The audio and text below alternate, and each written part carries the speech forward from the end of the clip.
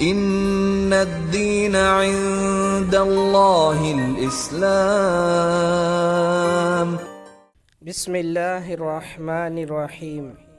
صرف 5 منٹ کا مدرسہ قرآن و حدیث کی روشنی میں۔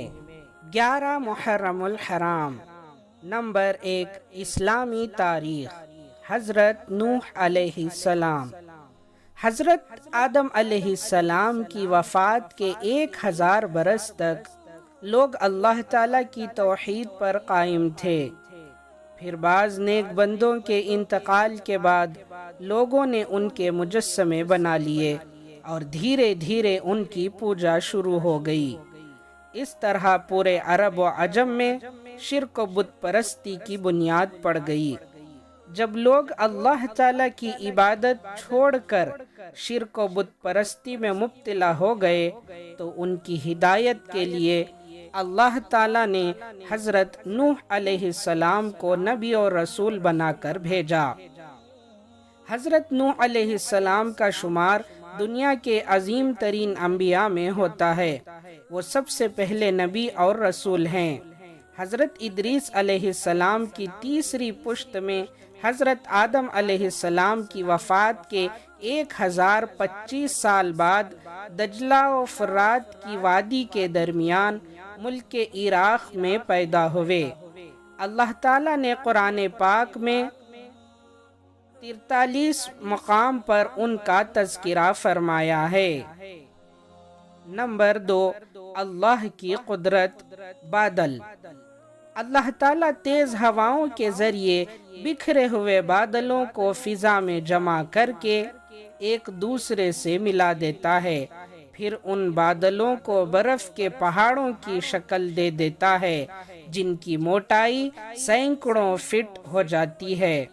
ان بکھرے ہوئے بادلوں کو برف کے پہاڑوں کی شکل میں جمع کرنا اور بھاری بادلوں کو فضا میں روکے رکھنا، پھر کبھی ان کو اولوں کی شکل میں گرا کر زمین پر تباہی مچا دینا اور کبھی پانی کی شکل میں برسا کر پیڑ پودوں کا اگانا اللہ تعالیٰ کی قدرت کی کتنی بڑی نشانی ہے۔ نمبر 3، ایک فرض کے بارے میں۔ بیوی کی وراثت میں شوہر کا حصہ۔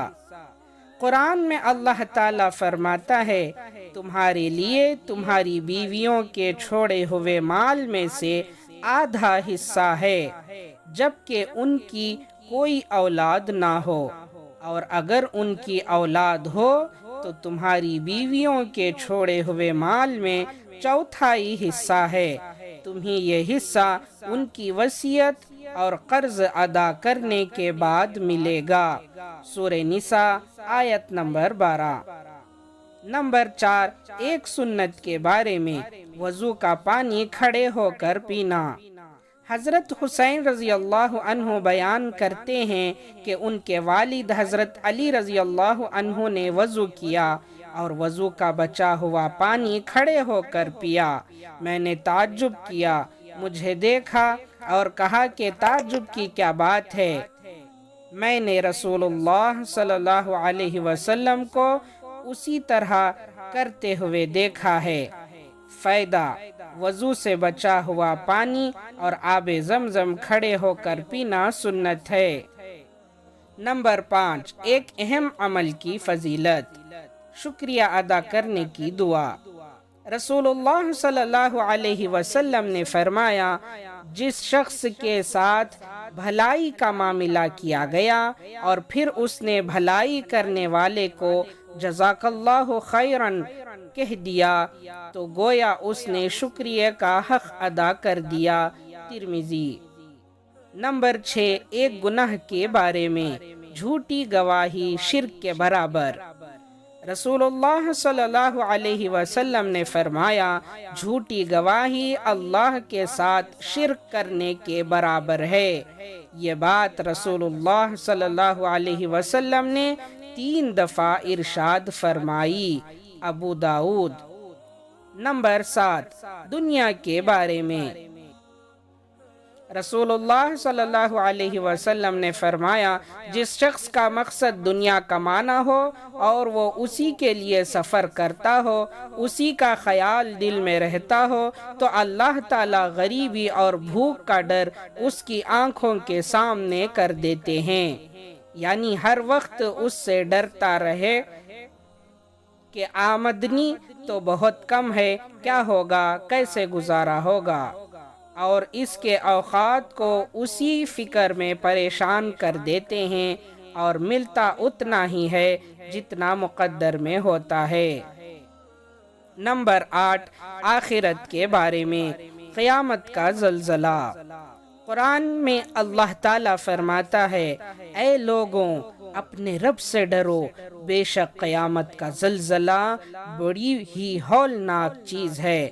جس روز تم اس زلزلے کو دیکھو گے تو یہ حال ہوگا کہ ہر دودھ پلانے والی عورت اپنے دودھ پیتے بچے کو بھول جائے گی، اور تمام حمل والی عورتیں اپنا حمل گرا دیں گی، اور تم لوگوں کو نشے کی سی حالت میں دیکھو گے، حالانکہ وہ نشے کی حالت میں نہ ہوں گے، لیکن اللہ تعالیٰ کا عذاب بڑا ہی سخت ہے۔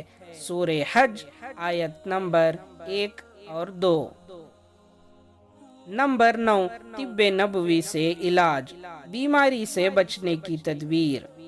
حضرت جابر رضی اللہ عنہ بیان کرتے ہیں کہ میں نے رسول اللہ صلی اللہ علیہ وسلم کو فرماتے ہوئے سنا کہ برتنوں کو ڈھانک دیا کرو اور مشکیزیں یعنی برتن وغیرہ کا منہ بند کر دیا کرو، کیونکہ سال میں ایک ایسی رات آتی ہے جس میں وبا اترتی ہے، پس جس برتن یا مشکیزے کا منہ کھلا رہتا ہے تو اس میں داخل ہو جاتی ہے۔